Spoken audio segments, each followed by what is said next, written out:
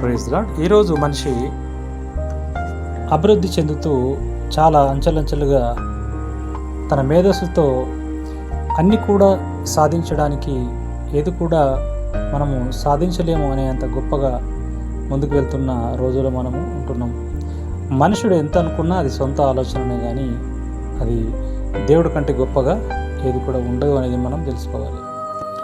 ఎందుకంటే ఈరోజు మనిషి ఒకవేళ ఈ భూమి అంతరించిపోతే మనిషి మరో గ్రహానికి వెళ్ళి బ్రతకాలి. మరి ఆ బ్రతకడానికి ఎలాంటి గ్రహం అయితే బాగుంటుందని దాని గురించి ఎన్నో పరిశీలనలు చేస్తూ ఎన్నో రాకెట్స్ని మరి అంతరిక్షంలోకి పంపిస్తూ ఇప్పటి వరకు ఎన్నో గ్రహాలని వారు పరిశీలన చేస్తున్నప్పుడు కొన్ని అనుకూలంగా మానవుడు బతకడానికి ఉంటున్నాయని వారు తెలియజేస్తున్నారు.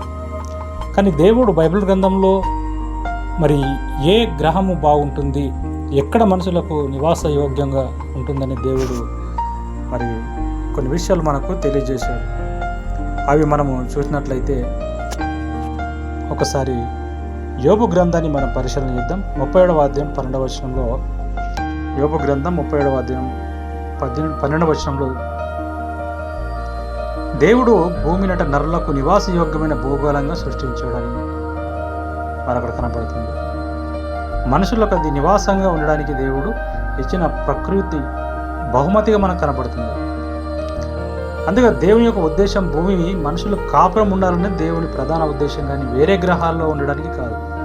మనం యెషయా గ్రంథాన్ని చదివినప్పుడు 45వ అధ్యాయం 18వ వచనం, ఇది మనుషుల కోసం సిద్ధం చేయబడింది నివాస స్థలము, ఇది ఖాళీగా ఉండడానికి కాదు అని దేవుడు తెలియజేశాడు. దేవుడు దాన్ని మరి నివాస యోగ్యంగా ఉండడానికి సృజించడం అనేది మనకు అక్కడ తెలియబడుతుంది. కీర్తనల గ్రంథంలో కూడా మనం చూసినట్లయితే 24వ అధ్యాయం 1వ వచనంలో, భూమి దానిపై ఉన్న సమస్తము దేవునికి చెందుతాయి. ఎందుకంటే ఇవన్నీ కూడా మనము బైబిల్ నుంచి ఆలోచన చేస్తే